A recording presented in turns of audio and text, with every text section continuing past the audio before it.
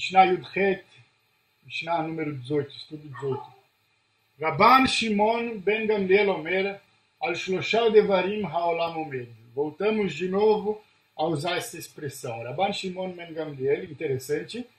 É o mesmo Shimon da Mishnah anterior, provavelmente em outra etapa da sua vida. Porque antes era Shimon Benó, Shimon seu filho, filho de quem? De Rabban Gamliel. Agora a gente já está mencionando ele como Rabban, o grande rabino, Shimon ben Gamliel, filho de Gamliel. Al Shlosha Devarim haolam omed. Sobre três coisas, sobre três apoios, o mundo está em pé. É muito parecido com aquele primeiro estudo que a gente falou. Inclusive, dá para fazer várias comparações entre os dois estudos que ampliam ainda mais o nosso entendimento. Aladin, qual que são as três coisas? A justiça, ve'al ha'emet ve'al ha'shalom, sobre a verdade e sobre a paz. Curiosamente, a gente falou muito sobre esses elementos, sobre esses aspectos, nesse estudo de hoje, e até mesmo nesse primeiro capítulo do Pirkei Avot. A gente falou sobre julgamento, né? Sobre justiça, o julgamento. A gente falou do cuidado que a gente tem que ter para pegar o depoimento das testemunhas, e a gente não pode ser parcial, e a gente... Tantos cuidados. Sobre a verdade, a gente também mencionou, né? Como um propósito maior a verdade, a não enganação. Ve'al shalom, sobre a paz, que a gente também falou tanto. Sheneemar emet u'mishpat shalom shiftu besharchem. A verdade, o juízo e a paz possam julgar vossos portões. Isso está em Zechariah, o profeta Zechariah, Zacarias, Perek Pasuk Tet Zain, capítulo 8, versículo 16. Vejam que coisa mais incrível, mais maravilhosa. Está tudo claro, a receita do sucesso, a receita do bolo. É exatamente isso, que essa seja a nossa referência. Vamos estudar o Havruta da Rede desse último estudo do primeiro capítulo do Pirkei Avot. Nesse estudo, a Mishnah utiliza uma linguagem familiar, novamente ensinando sobre três aspectos essenciais para a vida.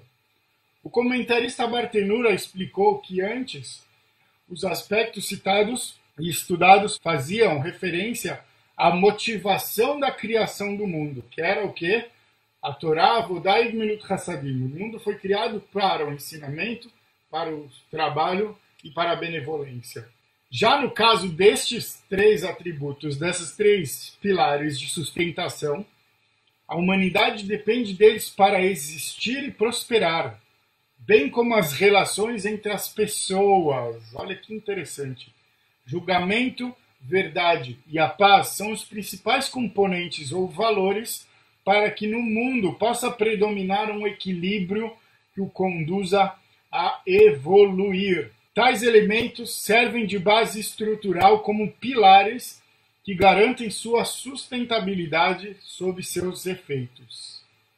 Regulam as relações e as condutas humanas, estabelecem até onde podem chegar os interesses e anseios de uma pessoa e como lidar para que todos sempre fiquem em harmonia. E para fechar o capítulo com chave de ouro, uma constatação. A verdade é um componente necessário na busca de uma vida significativa e espiritualizada que nos permite viver como um livro aberto, transparentes, leves e sinceros. Seu poder contagiante de iluminar e persuadir se revela no confronto com a mentira, se sobrepondo a ela. Olha só, seu poder contagiante de iluminar e persuadir aparece principalmente quando a gente confronta a mentira, quando a gente apresenta provas e fala, olha, o que você está falando não é assim, e acaba se sobrepondo.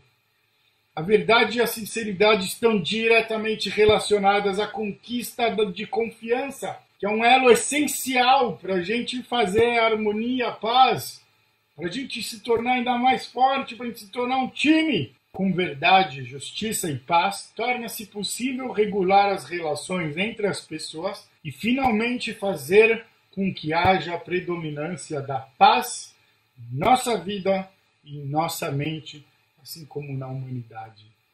Uau! Que fechamento interessante, com chave de ouro mesmo. E é muito importante a gente refletir sobre isso. Essas têm que ser as prioridades da vida de um judeu. Lidar sempre com a verdade, lidar da melhor maneira com a justiça e com os julgamentos e trabalhar sempre, sempre, sempre pela paz. Porque a paz é o propósito, é a plenitude. Vamos ver alguns comentários aqui do Bartenura. Então, o mundo sustenta-se, né? O mundo permanece servindo como habitação para a humanidade.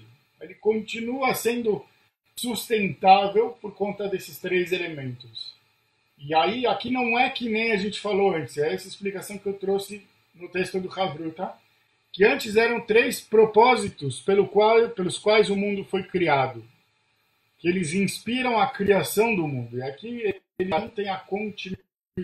Al-Hadin, que a gente falou sobre o julgamento, Lezakor et Zakai, o Lehayev et Hayav. Isso é fundamental, gente.